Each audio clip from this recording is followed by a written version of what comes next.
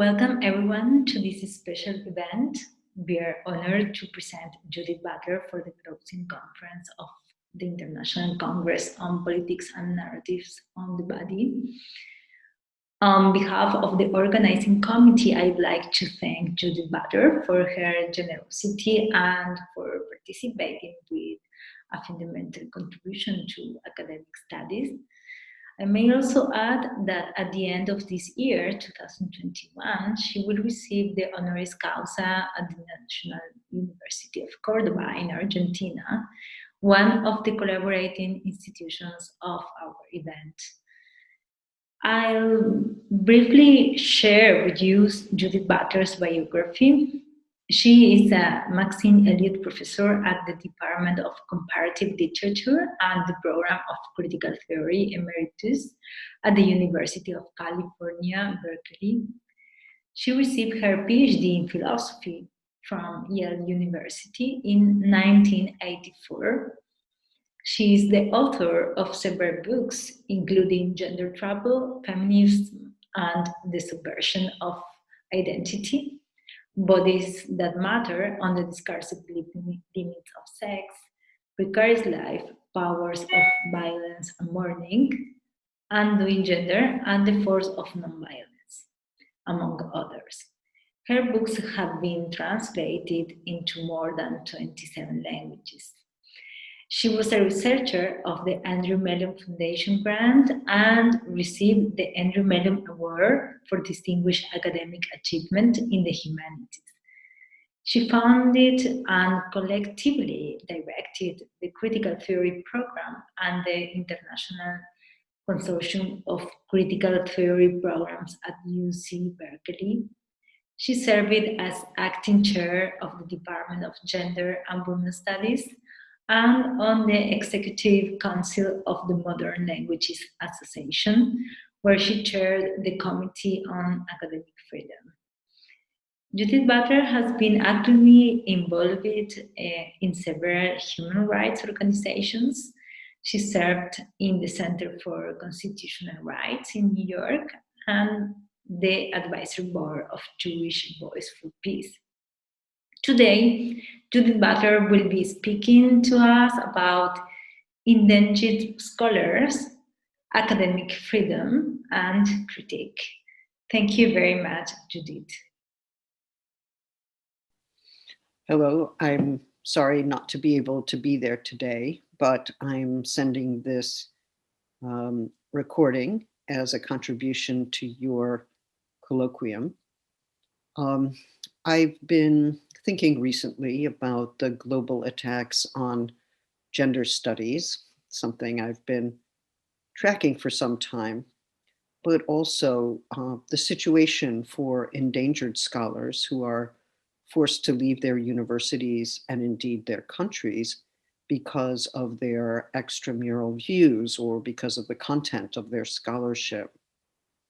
These are two different sorts of attacks on academic work, but I believe it is useful to think of them together.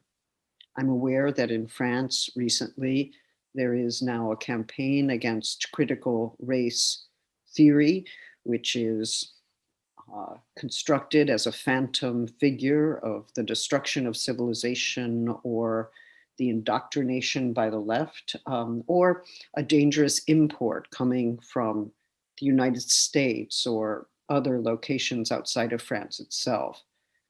I'm also aware that the attack on critical race theory is linked to the attack on gender studies, or what they call la théorie du genre, which is not a singular theory and never was.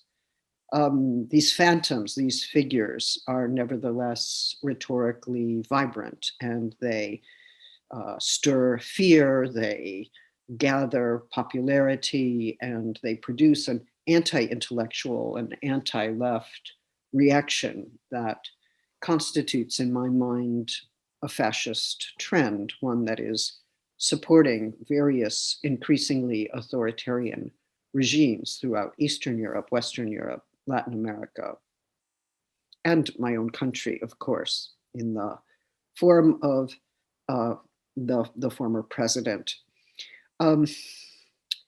I think, as you know, there are gender studies scholars who have been threatened with their life. They've been deprived of their employment.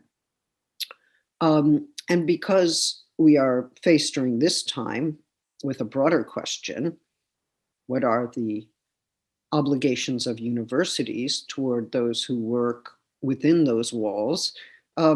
It seems to me we have to ask as well, how can we strengthen notions of academic freedom in light of these attacks? Now, I know that sometimes academic freedom is invoked by very conservative, if not reactionary forces to defend their right to say whatever they wish, including to propound racist views or to express racist invective or misogynist, homophobic, and transphobic invective. But I think we cannot give up on the term academic freedom. We need to strengthen it for the purposes of a more inclusive and radically democratic society. It's my contention that we have to reformulate and publicize the critical nature of our work as central to key concepts such as democracy. Democracy includes dissent, judgment, and public engagement. Many of us have spoken about public intellectuals or les intellectuels engagés, but today I think we have to do something different, which is to make public the importance of our intellectual undertakings. We have to show that no public life is possible without the practices of careful reading, interpretive judgment, and critical thought, even critical theory. I'm aware, of course, that right-wing attacks on Black studies, especially critical race theory or ethnic studies on gender, they differ depending on what part of the world they take place in, and we cannot always generalize about the means and aims of such attacks. And yet we can refer to attacks um, rather than harsh criticisms or even forms of censorship, because many of these situations are ones in which the future of programs and departments is at stake, as well as the life situation of researchers who are threatened with censorship, imprisonment, exile, injury, or death as part of an effort to nullify the kinds of research they are doing or the political viewpoints they have enunciated, or I should add, they are imagined to have articulated. It is also important to remember that the viewpoints and research projects attacked are very often caricatures of these positions, right? Like gender theory is responsible for bringing down civilization or the concept of man, or that it is the most destructive power on earth. These are enormous exaggerations attributing not only a monolithic and hence false status to something we should call gender studies, which includes various theoretical dimensions, but also attributing a kind of destructive power to it, which is incredible and unfathomable and untrue. Indeed, these potent transfigurations of knowledge projects, such as gender studies or critical race theory, can become the grounds for defunding programs or shutting them down or even censoring viewpoints, as we see in Poland and Hungary. And these efforts often rob scholars of their employment, their homeland, and in some cases, their passports. We've seen this, of course, in Turkey, where criticism of the state is considered to be an alliance with terrorism. In such cases, although in different ways, it is the life of the one who is speaking, thinking, writing, and publishing by the acts of censorship, expulsion, the withdrawal of employment and detention. It is that life which is attacked. These attacks tell us perhaps more about those who think they are warranted to make such attacks than those who are actually attacked. But what we also see is the political fear of academic work, precisely when some of us were wondering what effect we might now have on the world. Are we still relevant? The act of censorship attributes power to the one who is censored or to the ideas that they are seen as promulgating. The viewpoints opposed are thus imagined to be enormously powerful and destructive, as I mentioned, even when what they are seeking is knowledge or, minimally, a space for questioning. Whether it is the critique of Hindu nationalism within India, authoritarian regimes within Poland or Hungary, radical social inequality throughout Latin America, the rise of fascism, sexual and gender violence. Such critiques inflame those who would keep those very social and political structures in place. They do not want their taken for granted status, their taken for granted status of the dominant, to be questioned. As much as we understand knowledge as the goal of university life, we cannot begin to gain knowledge without posing the right questions, without formulating the right hypotheses, and without first understanding what is known and what there is yet to know.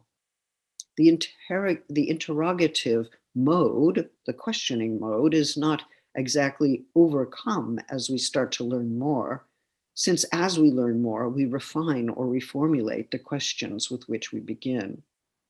This is surely part of what is meant when we refer to the living character of thought, thought that is open to its own redirection, compelled into a reflexive moment to become new material that opens to the world in a new way.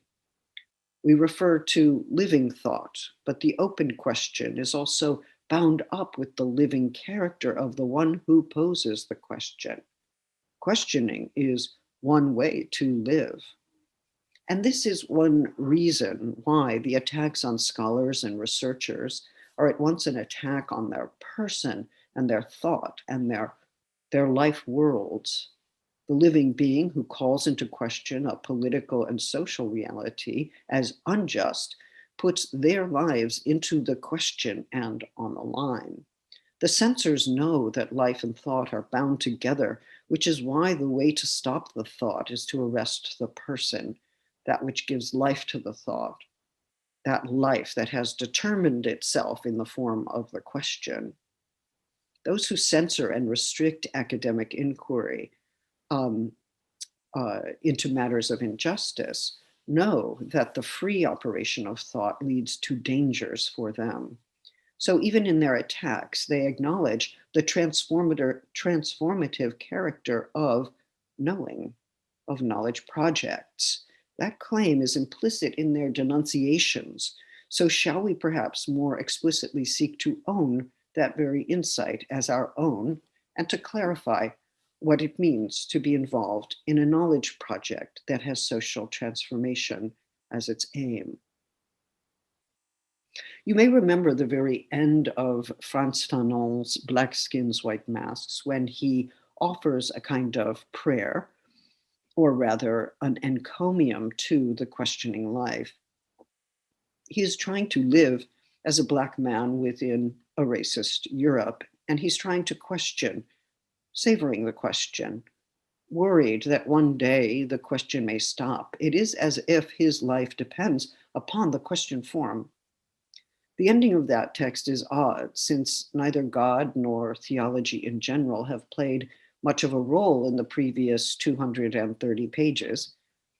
That book that wrestles with the suffering and resistance of Black people in Europe, pervaded by racism, the tortured position of assimilation, the open question of whether he, a Black man is a man, can be a man, whether the Black man is a man, whether humanity can emerge if racism is vanquished, whether humanization can be revised to include his humanness, or whether we need another term, another set of terms.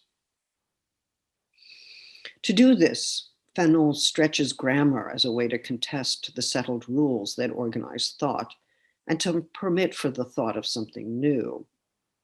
We'll talk about that masculinity in a moment, but for Fanon, it is central. Toward the end of the text, he writes two short sentences. The Negro is not any more than the white man. Le nègre n'est pas plus que le blanc. What has he just done with such sentences? Well, he puts sociological classification into crisis by asserting that these categories are themselves a problem. We should not consider the term Negro to be a kind of being. It is outside of ontology, or at least outside the prevailing understanding of what people are, what they can be. Fanon is negating categories, so his critical operation can be described as negative, to be sure, but note that he is negating the categories that negate life. Is he not negating those categories in order to live? He is calling them into question in order to see, to know what kind of life is possible. He speaks about the lasting tension of freedom for every person, in his view, who is born into a world that is overstructured, clotted, and which for Black people, in his view, threatens to nearly drown them in historically contingent realities, the historical formations of racism. And yet some freedom endures in the midst of this struggle to live within this constraining, negating situation. It is, he writes, through the tension that men will be able to create the ideal conditions of existence for a human world. Here, as elsewhere, the human emerges as a term distinct from man.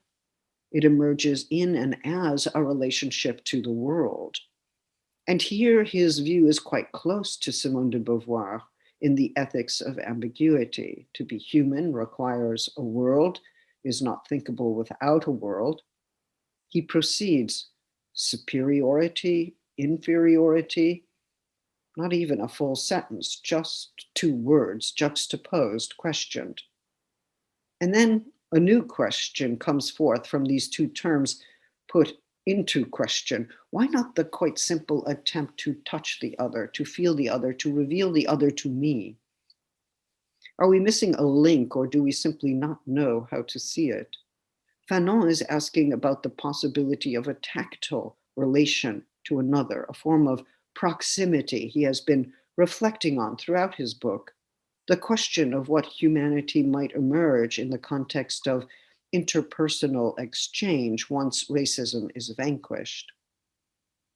But here, perhaps suddenly, the question of touch is linked to an exploration, the desire to know through the senses, that is neither a form of domination nor of capture.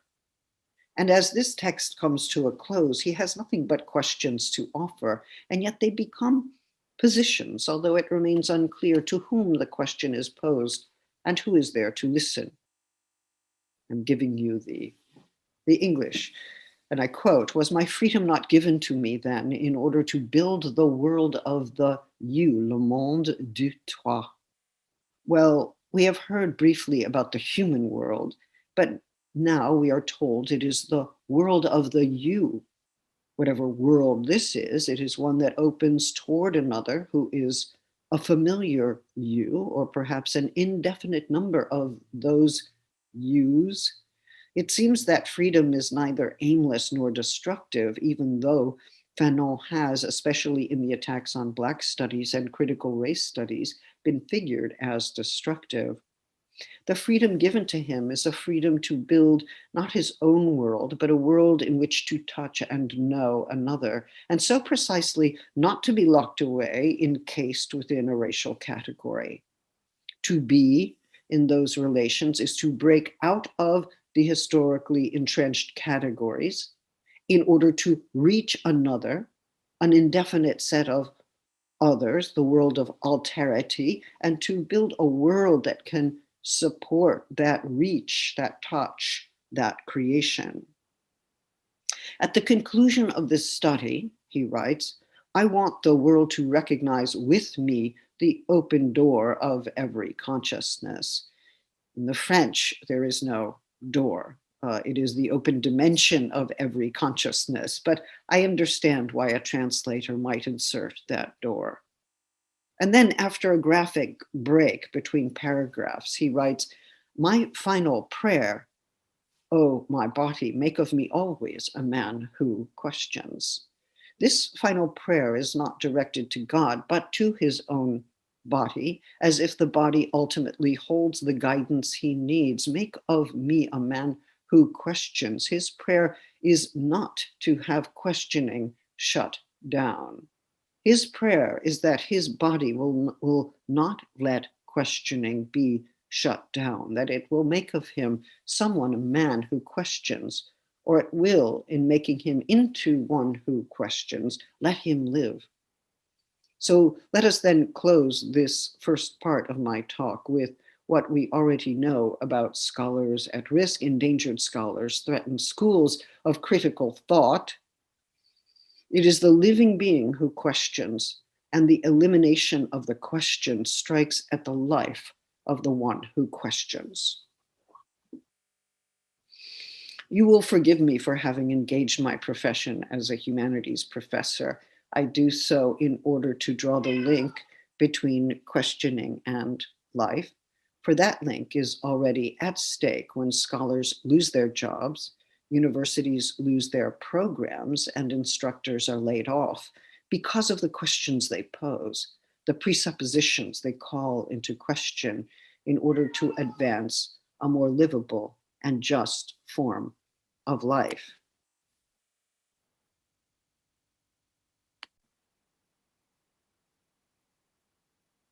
I am struck by the fact we cannot understand the lives and challenges of endangered scholars without understanding the sequence of events, their stories, their petitions, the ones they signed, the phone calls they got, the police at the door, the legal document, the sudden discovery that they are locked out of the university or that it is too dangerous to come to the university.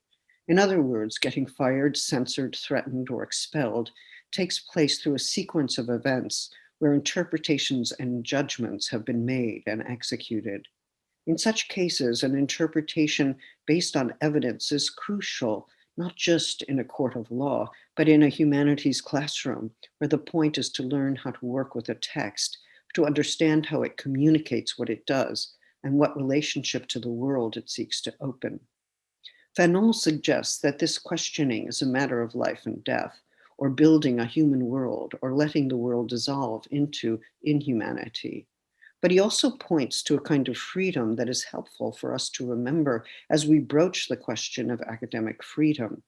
Although some invoke academic freedom to justify their circulation of falsehoods and hatreds, as I've mentioned, it's nevertheless important to remember that academic freedom is a faculty right that comes to exist within institutions that establish norms for academic inquiry. We can quarrel about whether some of those norms are justified, but we do that within institutions in which we are obligated to demonstrate the claims we make. That obligation to demonstrate our claims, what we seek to know, and why, exists across the disciplines, both in our research and as a practice of our teaching. And in the humanities and the arts, it takes many forms. We are bound to the organization of words on a page or images on a screen or a canvas when we give an interpretation, or we present the archives that establish and elide the histories yet to be told. And when a student treats a character in fiction as a person, a living person, we try to explain how the character belongs to the fiction, even if it resonates with our lives. We ask students to find the part of the text that can ground that interpretation. And we ask for a reading of the passage, a way of getting bound up with the text that yields an interpretation that shows that the text has been understood or at least profoundly engaged. Maybe there is no one right interpretation, but ungrounded speculation that bypasses the material at hand is not all right. We seek to demonstrate that difference when we teach students how to think critically and to judge well. As we know, such practices belong at once to the classroom and to public life. And as we take note of the large number of people convinced that the US election was fraudulent, the recent election, or the baseless conspiracy theories explaining the complexity of our world, and we see forms of speculation that are not based on sound judgment, then we have to ask whether we're witnessing the effects of an educational system that has failed its task, not just in the classroom, but in making clear why critical thinking is crucial for the preservation and renewal of democratic politics. If an authority threatened with the loss of powers claims that his opponents have won an election on fraudulent grounds, then that is a good moment to question on what basis he makes such a claim and whether there are grounds to accept it. To pose such simple, fundamental questions is, yes, to be engaged in critical thinking. That is, not accepting that the speech acts of authorities who seek to establish reality through their words actually have the legitimate power to do so. To refuse their speech act is to refuse the authority that arrogates to itself the power to define reality. To say no, to negate that speech act, to refuse its seduction or its fraudulence, is at once to insist on a different order of reality. As I think we know, or perhaps we should know, academic freedom is not the same as personal liberty. It's a complex doctrine that includes provisions for shared governance and open academic inquiry free of external intervention. It establishes a provisional zone of intellectual freedom for faculty whose academic credentials have been approved. That doesn't mean that once one is appointed to a faculty position, one can say whatever one wants. No, we are obligated to teach in fields for which we are prepared, to help define the academic standards that universities represent, and to provide classrooms where students can express their points of view without fear of retaliation or punishment. That atmosphere of free and open inquiry that teachers provide for their students is also one that institutions must provide for their faculty. And by provide, I mean only that administrations must be prepared to stand up to state actors, including elected and appointed governmental officials who degrade the kind of knowledge projects in which they are engaged, or who close down programs that are perceived as a threat to the family, to heteronormativity, to society, or seek to make appointments within the university, as we see in Erdogan's Turkey, bypassing shared governance procedures. Administrators themselves must accept that they cannot intervene in academic inquiry, even if it offends political or church authorities or key donors to the institution, in the case of private or semi-private universities. And yet, as we know, universities are very often dependent on state funding and state certifications for their programs, increasingly dependent on donors to keep programs alive. And some universities seek to secure ownership over syllabi as if a course belongs to them rather than the faculty. Most recently, we have seen universities compel their faculty and graduate students to teach on campus, even when those conditions are hazardous to their health. Shared governance should imply faculty power in helping to set the conditions of their teaching. In other cases, to secure donors, universities ask for curriculum to be changed or texts to be deleted, but this is clearly an abrogation of academic freedom. Increasingly, programs and departments in universities in my country are asked to find funding for themselves or agree to fold, to close. This situation for many universities across the world is made especially difficult when universities are compelled to offer a state-approved curriculum. The powers of faculty to exercise academic freedom, to set the course of their own research, to decide the content of their curriculum, is further narrowed when knowledge is construed as a preset body of information, a commodity, a form of property to be owned and delivered like other kinds of goods.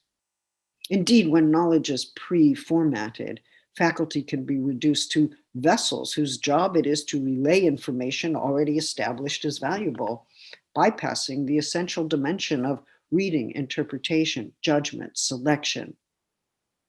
The judgment is, in pre-formatted teaching, made in advance, and reading becomes a dangerous kind of relativism rather than an essential act of thought.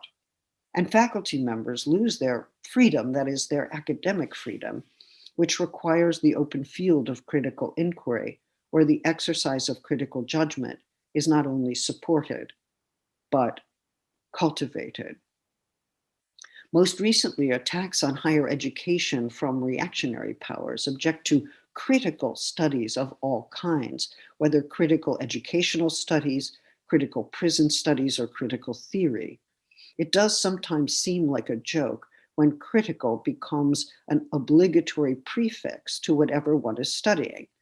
But that means it is all the more important to explain what critical judgment or critical thinking or critical theory is in order to rebuff the claim that critical thought is a danger to society, and to advance the conviction that critical thought and judgment is actually a precondition of democracy. Let us consider that the term critical carries at least three meanings.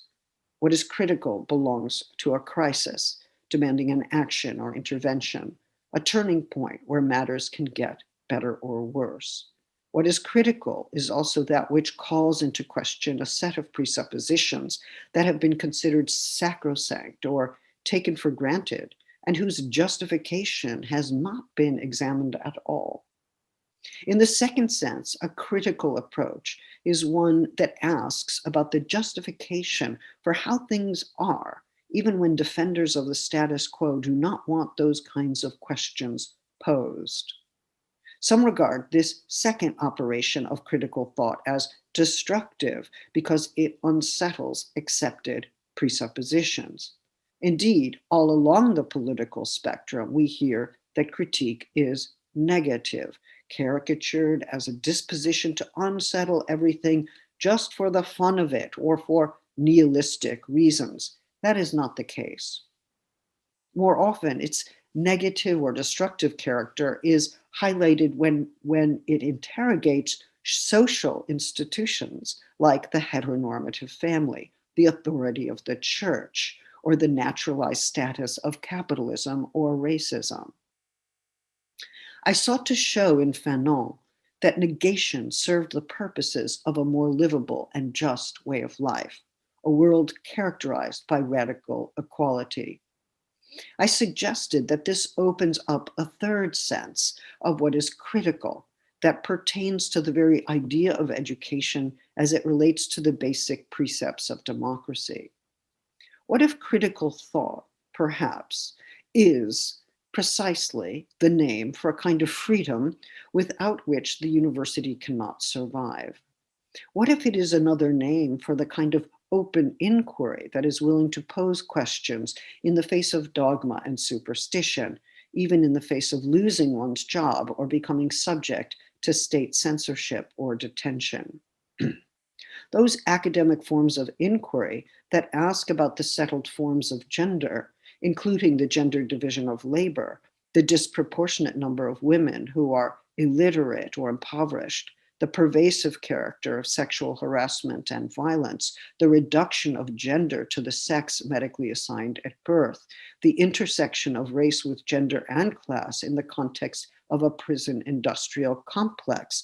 These are, all of them examples only, social issues and academic topics which are in several parts of the world muffled, censored, or explicitly punished. So organizations that help endangered scholars can only do so much for people who lose their jobs because of what they study or the political viewpoints they have taken in the public sphere. But perhaps the job of such organizations and networks is to remind universities that it is their obligation to keep inquiry open, even when the topics are disturbing or enraging to the public. At the same time, we have to insist on the public value of what we do to link the critical operation of open inquiry, the questions that let us live, to the democratic values of public participation and engagement, open discourse and debate, and opposition to forms of censorship that seek to disenfranchise those subjugated within society.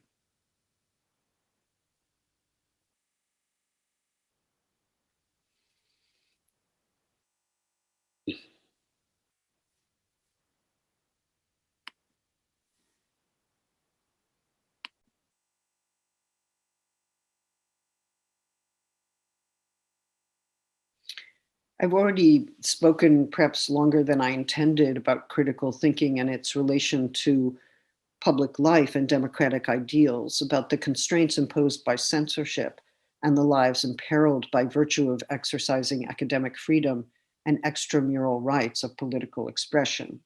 I could speak at length about gender studies and critical race theory, but I'll do that another time. I'd like to remind you, though, of Fanon's point, namely, that the one who questions is a living one. It's a body that is questioning, and it's a body that is put on the line when it questions, and that may well not only suffer censorship or stigmatization, ostracism, but also lose its life world, its employment, its passport, and its various modes of belonging to its world. I wish to link these topics briefly to the problem of human rights in the final section of my paper. Many of us hesitate in the face of human rights invocations because we've witnessed the hypocrisy of human rights when nations advertise themselves as having a beautiful record on human rights precisely at the moment when they are involved in committing human rights violations. And we've seen the invocation of human rights in the launching of wars that are actually fought for other reasons altogether. One worry about human rights is that the human subject invoked is abstract and decontextualized, which means that it tacitly assumes the masculine form of a property owner, presumptively white. Who, for instance, is included in the human and who is left outside? For some, politics does not need a human rights dimension because it can only make lists of wrongs, but cannot offer a systematic account of how power and violence work in any given region. Some groups apparently have not yet gained entry into the category of the human, and while some are waiting at the door or knocking on that door, breaking that door down, others have concluded that they have no desire to gain entry into the human, that the category of the human doesn't serve them. It has always embodied norms that imply violent exclusions, that we need, indeed, another vocabulary. Indeed, very often communities form outside of the norm of the human or along its margins, laughingly understanding that they are outside the human as it's constructed in contemporary life, and they draw on other political and poetic vocabularies. In the face of this challenge, one tactic has been to assert, for instance, women's human rights, which combines or purposefully clashes the socially specific group that has been excluded from the human with the universal human, so that we can see that difficulty. Yet another approach is to formulate human rights claims in ways that are contextual and historical, and generally avoid universal claims about the human altogether.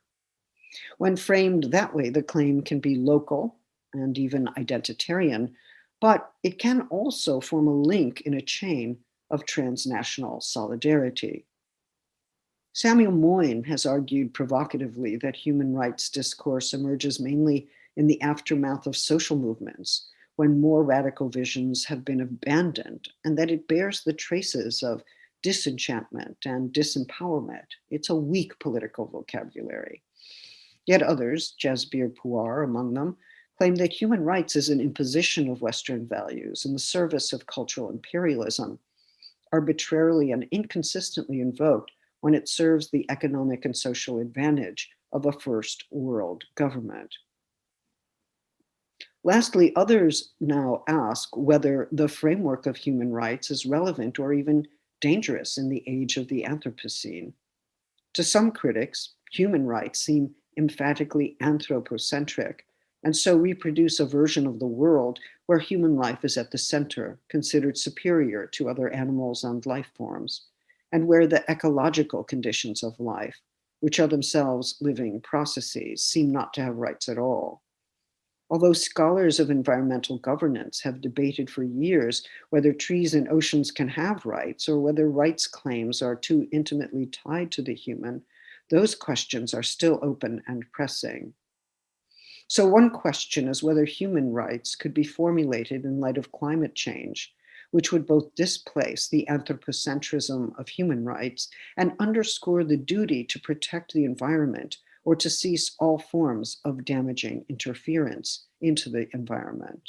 Perhaps we humans need to adopt a new set of duties and obligations rather than a set of rights, emphasizing stewardship and protection.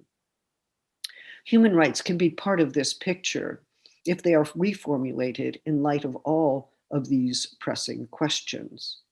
I myself would suggest that human rights frameworks need to move beyond the notion of the subject of rights, conceived through the ontology of individualism, even as that framework is called upon to protect individuals against certain kinds of violations or demand terms of repair, as we see, for instance, in the violation of the rights of academic freedom. My argument, in fact, is that the human rights framework that moves beyond that presumptive individualism will provide a more powerful framework, one that is neither a political philosophy nor a full account of political transformation, but rather an intervention that can play a political role in helping to stop climate change, to oppose systemic forms of violence and violation, and to open up the horizon of political hope, even when hope is suffering its worst reputation in decades. What would it mean to reformulate human rights such that humans are living creatures among living creatures? What would it mean to reformulate academic freedom such that humans who pose questions are living bodies in their questioning form, living out their questions, living the risk of taking the question, formulating the question in public?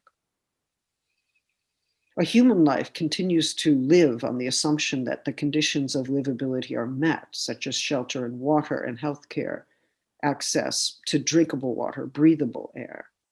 And though social and ethical claims of this kind seem to privilege the centrality of human requirements, they also displace the centrality of the human, since the human is not simply a self-interested individual, according to the liberal model, but rather a creature, an embodied creature whose survival depends on the persistence of a living world.